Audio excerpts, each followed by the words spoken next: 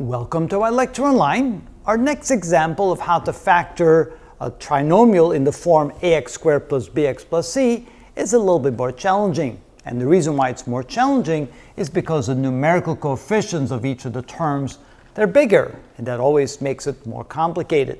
But the methodology is exactly the same. We're going to do this in two ways. We're going to use the method with what we call the product and the sum, and we're going to use the FOIL method. Here we're using the product and the sum method, which means we're looking for two numbers, because essentially we're going to take the middle term and rewrite it as the sum of two middle terms. So this is going to become 21x squared minus 10, and then the middle term is going to be now written as the sum of two middle terms. The question is, what are the numerical coefficients of those two middle terms? To find those numerical coefficients, we know that the product of the two numbers must equal the product of these two numbers. In other words, it must equal 21 times negative 10, which is minus 210.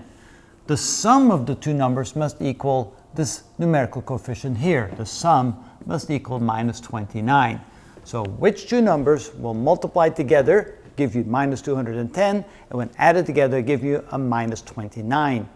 Well, because the product is negative, that means one number must be positive and one number must be negative. And the negative number must be the bigger number of the two, because when I add them together, I get a negative result.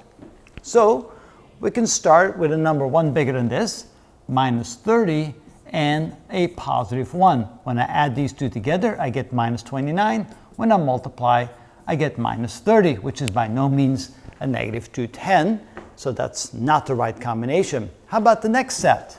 Minus 31 and positive 2. Again, when I add them together, I get negative 29. When I multiply, I get negative 62.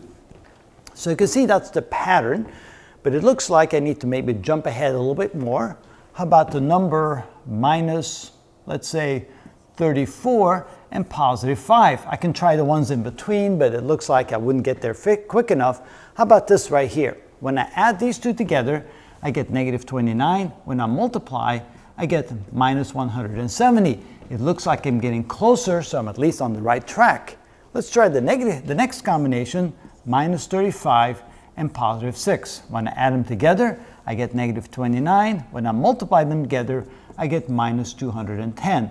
Notice that that's the correct number. I have found the combination, which means the numerical coefficients of these two will be negative 35 and positive 6. I'm going to pair up the negative 35 with this one, and I'm going to pair up the 6 with this one. Again, it doesn't really matter. I can use either one, but there it is. That's my choice.